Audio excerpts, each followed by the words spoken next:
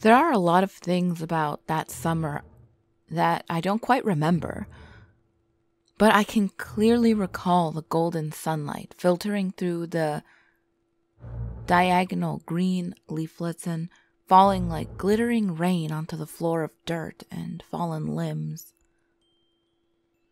The sharp rusted edges of discarded metal cans would glint into sparkles with the precipitation of a cotton candy sky. And I remember spinning. I would whip my head around and my vision would blur into a dripping of watercolors. The trees would stretch and transform an entirely new landscape, and if I closed my eyes, I could still see their sparkling outline in the darkness of my eyelids. "Do you see it?" I can hear them yell. And I hadn't seen it, not yet, so I kept spinning until I felt like my feet would collapse and my insides would curdle into hard chunks. My feet began to clumsily trip over themselves, and I slowed my turning. My stomach lurched with unease, and I turned toward the gap between the trees. "I see it!" I screamed, and I heard the rest of them giggle with nervous excitement. My eyes blurred back and forth, my vision still mixing reality with the watercolor strokes of movement. The shadow stood between the trees, and it was tall. If you didn't concentrate, you might just think it was another tree, but as my eyes filled with soft, wet blur, I could see each limb clearly. He stood just over 8 feet tall, and as I fell to my knees into the crunchy dead foliage, I can make out his top hat and coattails of his tuxedo. "He's here," I croaked out, and I strained my eyes to stay open. "Don't blink," one of them ordered. My eyes fluttered with the dryness and agitation, but I kept watching him. He slowly tipped his hat toward me, and I lifted a hand to reciprocate. He was still cloaked in darkness, but Billy said, "If you stare long enough, if you just endure the stinging pain of inflammation, you'd see his face." "Black eyes," Billy said.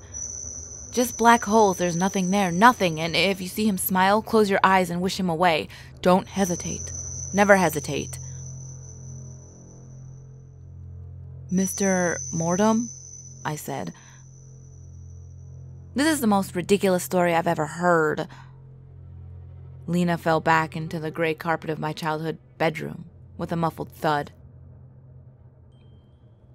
I laughed too, but the memory flooded back to me with painful illumination. "So," Lina began, sitting up and crossing her legs, "what happens if he smiles?"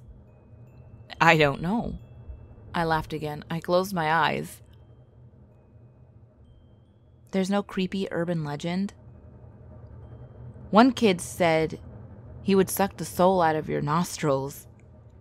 I choked out in a fit of giggles. "Another said he would pluck your eyeballs out with a wooden skewer and eat them. You know, so he could see in this world." "Nom nom nom nom."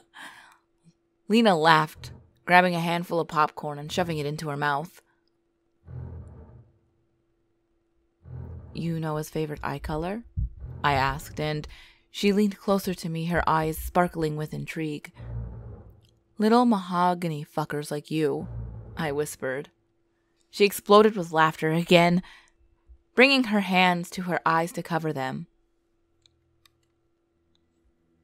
"I bet he likes brown eyes because they're the most common," she said. "You can see more. Bigger world view."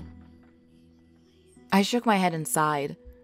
If I closed my eyes, I could see that sparkling forest, and I can see him again. That night that he stood deep in the forest. The next time we tried, he was closer. And the next time, he was so close, if I had reached my hand out in front of me, I could have touched his blurred outline. That was the last time we played that game. I remember watching the curve of his thin gray lips begin to slide into a crescent, and I slammed my eyelids shut.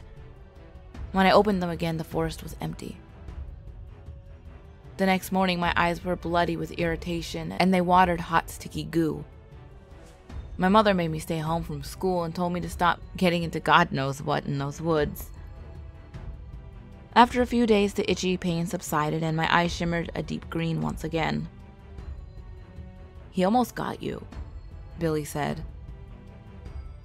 I punched the pudgy flesh of his arm and told him to shut up.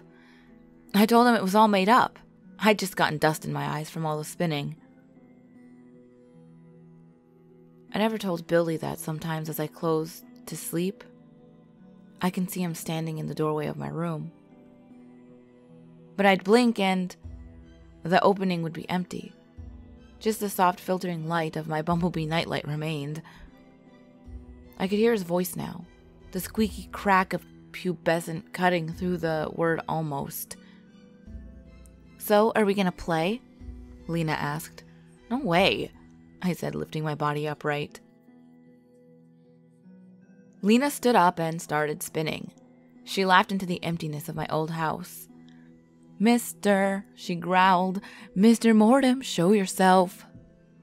"Come on, man," she continued. "Steal these papers and get me out of my calculus final." "Lina," I hissed, "stop it." She slowed her spin and fell onto the floor with a hiccupy giggle. She leaned toward me and her breath smelled like red wine that we'd been drinking. "This really scares you, huh?" she asked. I didn't reply. I just pushed her backward with my left palm. "I'm hungry," she said, and we both stood up and moved toward the kitchen. The house was dark and I flipped on overhead lights as we walked through the house to brighten the darkness I was feeling. It had been years since I thought of him. It had been years since I've seen his slim outline outside of my bedroom. I chalked most of my visions up to childhood fear, and I'd tucked the story deep into the folds of my brain. When we reached the kitchen, I pulled a nonstick pan from one of the cabinets and clicked the burner on with a whoosh of heat and blue embers.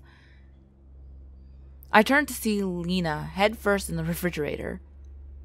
She emerged with a pack of orange cheese in her right hand and green grape squeeze between her teeth. She bit down on the grape and squirted clear liquid across the floor, a lump of gooey grape guts falling down her chin. "Like an eyeball," she laughed and flicked her tongue down her face to reach the bit of grape shrapnel. I rolled my eyes at her and leaned across the counter to the roll of paper towels. I threw the roll at her, and it rapped against her chest with a soft thump.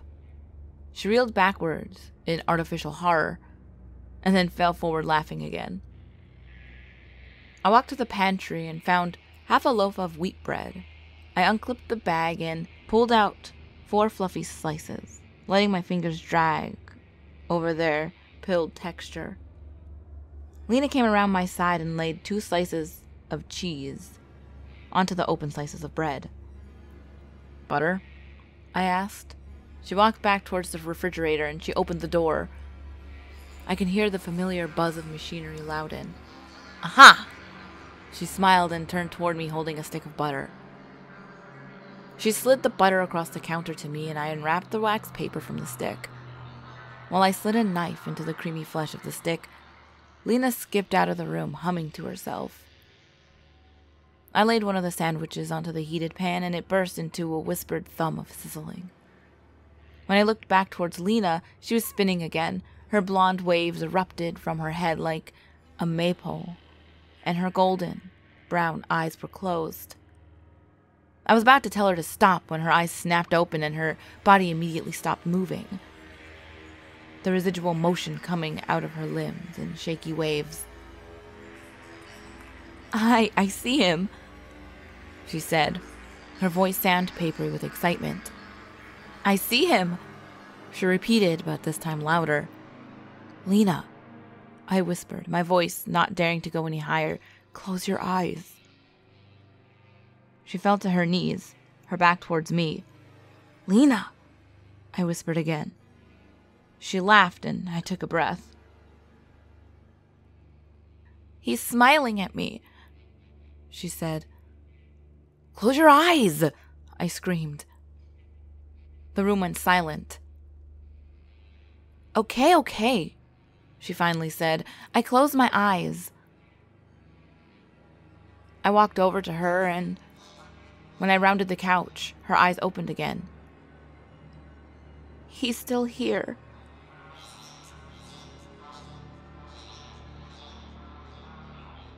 I hope you ghouls enjoyed this video.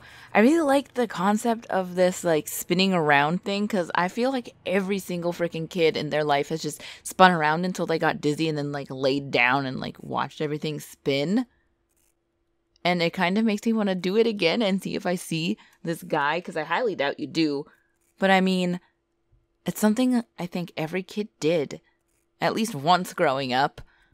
You know what I mean? Or spun on the merry-go-round until you were completely dizzy and just laid back and looked up. I feel like everyone did that. Let me know if you did that in the comments, because I feel like every kid did it. And I want to know if I'm just a fucking weirdo or if it's legitimately a thing that all kids did, because I've seen my son do it. So, yeah, let me know. And I hope you liked it, because I found it really interesting. I like stories that kind of play into like your childhood. You know what I mean? Makes you rethink things, I guess. But as always, ghouls, the last video will be on the top left. The next video will be on the bottom left. All my social medias are on the screen, as well as in the description box below. And remember, there's always someone or something watching you.